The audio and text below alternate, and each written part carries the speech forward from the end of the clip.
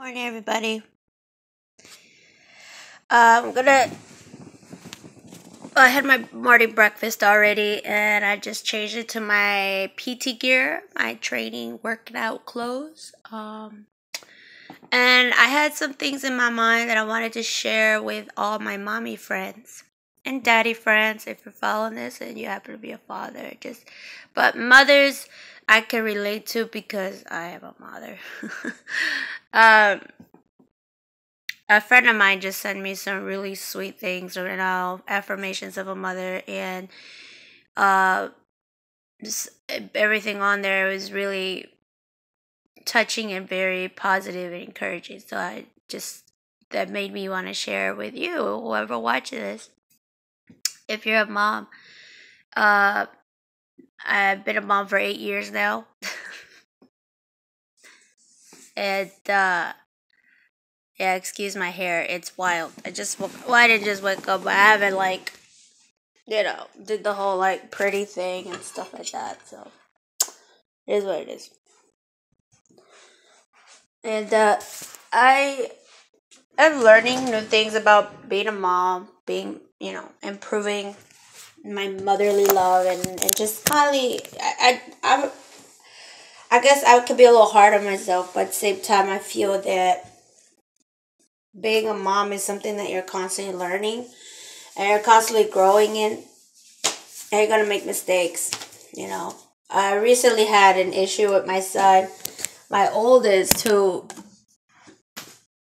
he has issues expressing himself, and when he has a problem, he fears punishment. He fears like, oh my god, yeah, I'm gonna get in trouble. I don't want to tell my mom, and I can relate to that because I was like that with my mom. I was always like, I'm not telling her anything because I don't want to get in trouble. But when I finally told my mom, I realized that she had a lot of answers to my problems, and she was able to help me through them. So instead of fearing the punishment or the discipline, whatever that she was going to do to me, I missed out an opportunity for her to correct me and help me through my issues. So as a mother, one thing I learned is that I had to put myself in my son's shoes. Now, everyone has their own parenting. And again, this is my video vlog. This is my experience. And if it helps you, great. If it doesn't, you do what you think is best with your child. But from my experience, I have an 8-year-old. And he has, like I said, he has issues right now with expressing how he feels because fear of discipline and things like that. But I had to really put myself in his shoes. I had to understand where he was coming from, and I was really frustrated. I was like, oh my god, why do you do this? Why don't you just talk to me, But when I stepped back from my frustrations and my emotions, and I just kind of I thought to myself, I was like, okay, Lord, I'm really frustrated. I don't know what to do. I stepped back, calmed down, took a breather, and I said, okay, he's 8. It's the first thing that came to my head. He's 8.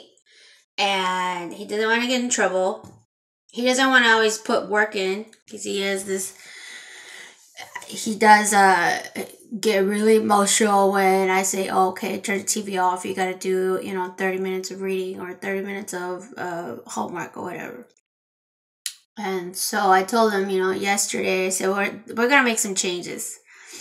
And in his perspective, he thought I was putting him on punishment. He's like, you're going to put me on punishment. I'm in trouble. This is why I didn't want to tell you. It's like, no, you're not in trouble. And I had to change it around because a part of me was like, yeah, you're in trouble. This is what you did.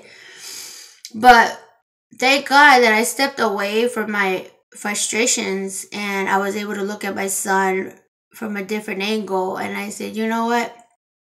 I'm not punishing you. So he thought, oh, okay, so I could watch TV again. Because he had a bad attitude after I told him, let's do homework. He's whining and huffing and puffing. And that to me is something that I need to nip in the butt, something that needs to change, something that needs to be addressed. And that's my personal, decision as a mother. You know your children best. You're the one that's with them every day. So you better take the time to get to know them. They're good, they're bad. We all have a good and bad. Yes, your child is lovely, but we all have a good and bad. So we want to learn what our children's, what they struggle with, so we can pinpoint it and create a plan to help them build those areas, strengthen those areas. So anyways, Michael I noticed he gets a little lazy. He gets lazy. I was lazy. I didn't put toys under my bed, put clothes under my bed, so I didn't have to clean. I put them away. Yeah, I was like, oh, I was lazy too. So, why do I expect my son to be this, like, oh, cleaning every day? Like, my sister was like that. Not every, my sister was the one that was like, she was the cleaner. She was organized, and she still is. But I was not like that. So I remembered that as a child, and I'm like, okay. So I put myself in his shoes, and that really helped me create a plan to help him in this area of laziness. I think that is what it is. Spirit of laziness, because I had it. And I still do sometimes. Like I did this morning. I didn't want to get up, but I had to. Thank God my husband called me. He said, baby, get up. It's 6:30. And I'm like, yeah, it's 6:30. Okay. But I got up. Anyway, so as a mother, I guess I can go into detail, but what I learned is when you step back from your emotions and your frustrations, and that's not always going to happen. But when you get an opportunity to actually step back and think, okay, when I was a kid, what did I do? Or when my husband was a kid, or when kids are kids, like, what do they do? I feel like I have held my child at adult standards. Realistically, that's idiotic to me. I think that's irresponsible as a mother from me to think that my child can act like an adult when he's a child. And, growing up, my mother had 6 children, and so she was constantly working. And I was basically supervised majority of my day by my siblings. So, I had some structure, but at the same time, I didn't have a lot of supervision from an adult. I had teenagers that took care of me, but my mom was constantly working, God bless her heart. And so she did what she had to do. So I had more flexibility to do what I wanted, get away with things. My son does it. I'm a stay-at-home mom, and I watch his every move. So he can't get away with certain things. And I'm thinking to myself, well, I never really did that. But no, I did do it. I just didn't have an adult to point it out and say, hey, this is what you're doing wrong. I had siblings that said, you better, as long as I didn't fight with others and as long as I didn't get in their business or get in their way, they let me do what I want, okay, whatever. So I had a little bit more flexibility than my son, and I didn't have a military father. So I realized that as well. As a parent, I had to put myself in my son's shoes. And I realized I've never been in his shoes. I never had a military father. I never had a mother that was a stay-at-home mom. I didn't. I had a single mom that was working like 4 jobs to take care of her 6 children. Yes, my mom was a beast. She was awesome. And she did what she had to do. So I don't know what my son is going through. And if you're in a similar situation as me, where you were raised by a single mom and now you're a stay-at-home mom and you have a husband, you guys cope, you are together and you're raising your children, it's a different life from when you are a single mom, a child of a single parent. So I know that my son has a lot more structure than I did. He has a lot more discipline than I did. And he has less flexibility to get away with things because I'm watching his every move. I didn't have that. I didn't have that micromanaging mom because she didn't have... It's not that she didn't want to supervise me and she didn't want to be there for me. She just couldn't. She had to work. She had to go and she had to provide for the family because she was the only one. And with 6 children, that's a lot. So the fact that my mom took care of us and we survived and we got through it and she didn't walk away on us and she did it, it shows me that I could do this. So when I go through my frustration moments, if you see my intro video, I'm back, YouTube, I would mention that, you know, my mother is, I'm going to mention her a lot in my vlogs because she is a freaking amazing woman. I might even do like a little photo thing just on her because of what she lived. I saw her life. I saw her live the struggle of a single mother. I saw her conquer a lot of things that, you know, it is what it is. Some women just can't do it. And they give their kids up for adoption because it's a hard thing to do. So to have a mother that, I'm sure she thought about it. I'm sure she did because it was hard. But my mom didn't ever have given up my children up for adoption. My mom never had an option to just like walk away from being a mother. And as the sad reality, there's a lot of children out there that don't have mothers because they walk away from them. They drop them off at their uncle's house. They drop them off at family members and they say, I can't do this because it is hard. And I'm not judging them. I am far away from judging any mother, especially because I've been doing this for 8 years. I know how hard it is.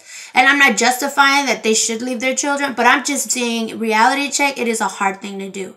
So if you're watching this and you're not a mother and you're like, oh my God, you know, I'm thinking of having children, you might come into those conclusions where, not even conclusions, those thoughts where, you know what, should I just walk away? Because it is. You're going to have moments. It's a life of selflessness. Everything that I do for me. I take care of myself, yes, but at the end of the day, it's like, if my kids are happy, I ain't doing my job. If my kids are sick, I need to get my thing. I gotta get it together. If my kids are suffering in an area, I don't care what area, learning, physically, spiritually, I need to work. You're constantly thinking about what I need to do to make my children's life better. And I get a little teary when I talk about my children because I was raised by a mother that never gave up on me. It got really hard for us. I mean, we were homeless for a moment, couple years. We suffered physically, but spiritually, my mother loved us and fulfilled us with so much love and prayer. And she was a woman of faith. And I know that she told me to this day, that's the only way I survived. That's the only way I survived because I was able to push forward. I was able to believe and have hope that God is not going to leave me in this abandonment. He will never abandon me. And my mom always reminded me that no matter what, Mija, God is with you. You need to seek the Lord. Seek the Lord. Seek the Lord. If you watch some of my video vlogs, a little bit of my testimony in my Christian faith is I walked away from the Christian faith for about 5 to 6 years. After I turned 18, and it was definitely an eye-opener because I did get a lot of freedom spiritually. I did what I wanted, and I didn't care about the whole, you know, consequences and, you know, all that stuff. But at the end of the almost 6 years, I was like, Mommy was right. I need to come to God. I need help. I can't do this by myself. Because she used to tell me, I didn't do this by myself. You think I took care of 6 kids by myself? No, I was never a single mom. Because I had, my Father in heaven was always with me. My God was with me. So it was a lot of respect that I gained from her, that I got for her as a mother, after those 6 years of walking on my own will and doing what I want as a mother and a wife. It didn't work out. I needed a lot of wisdom, a lot of humbling. And I got humbled. Yes, I did. And, it was as a eye-opener. So I kind of tangent off, but I was focusing on my children, my son, just as a mother. One thing I learned, I said I was going to be sharing mother's lessons I learned as a mother. Is, you got to step back from yourself sometimes. And you got to realize your child is a child, okay? He is not fully developed. So why are you expecting him to do A, B, C, D, E, all the way to Z when he's barely developing? And I honestly, that was my biggest downfall. My battery's dying. I wouldn't say downfall, but one of my flaws is a mother. And the thing is, people be like, "Oh, you're a good mother. Edith, don't be hard on yourself." Oh, I'm not saying I'm a bad mom. Like, don't get me wrong. I don't sit here and like, I'm not. I hear the negative thoughts, but I check them. When we're hard on ourselves, I check them. I be like, you know what? I made a mistake.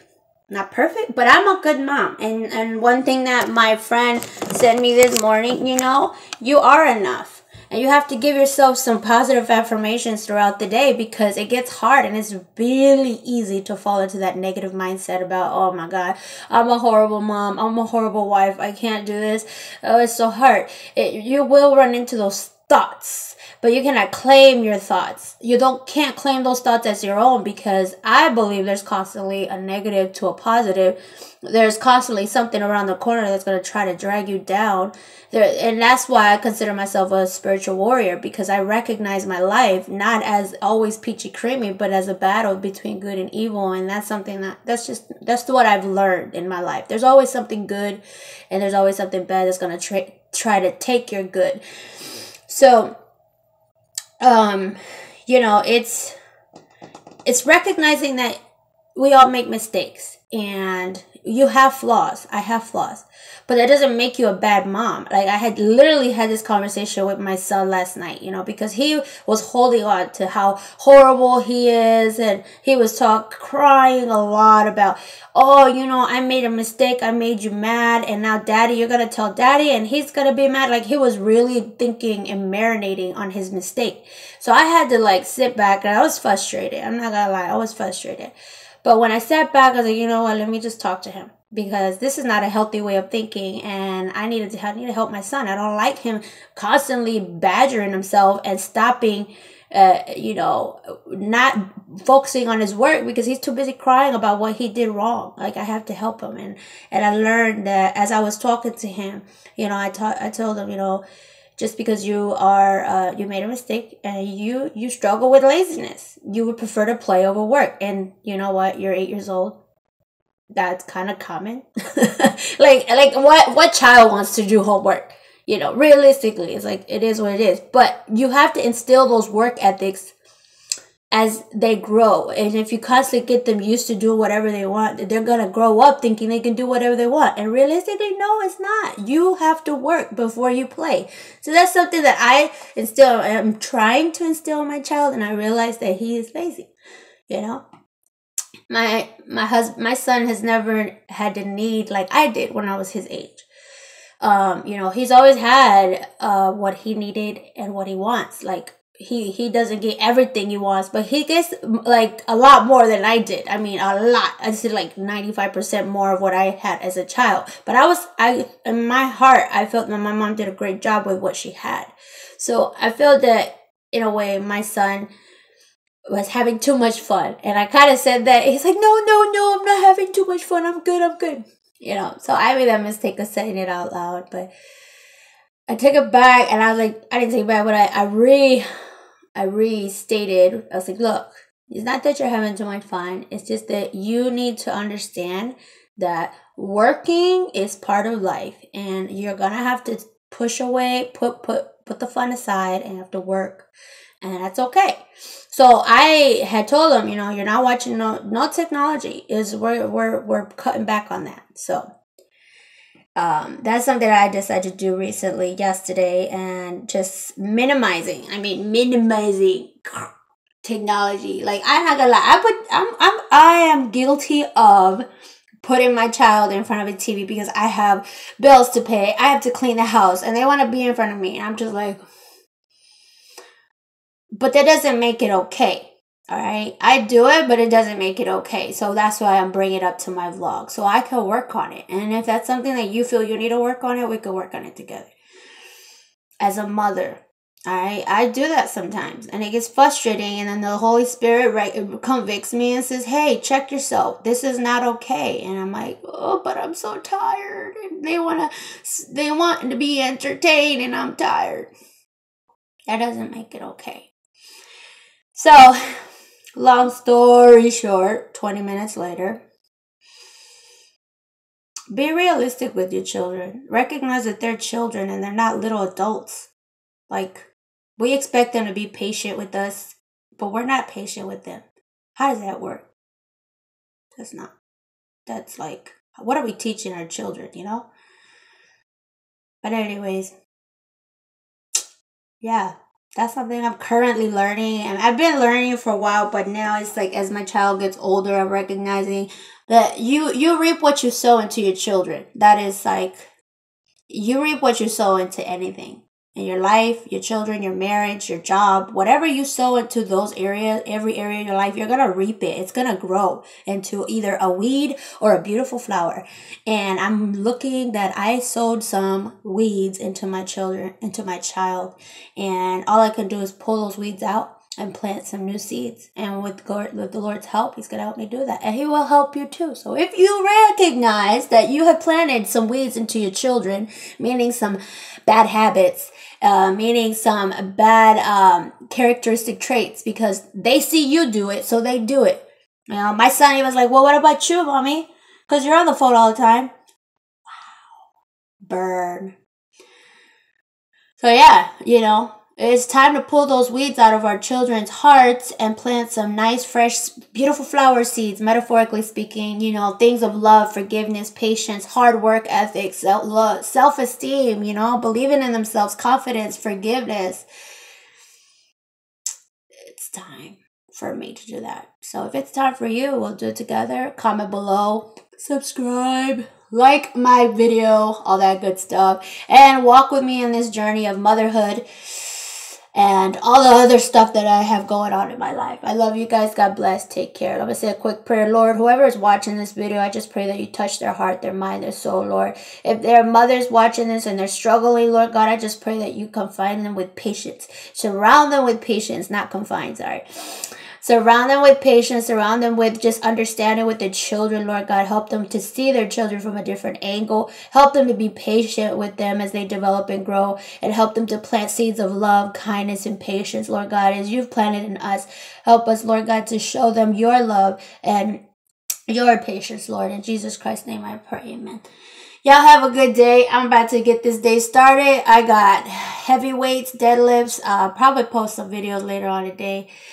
Trying this new meal plan, so stay tuned. I have a lot of new things coming up. I have goals, new fitness goals. I have new spiritual goals. Trying to read the whole book of Psalms or listen to the whole book of Psalms.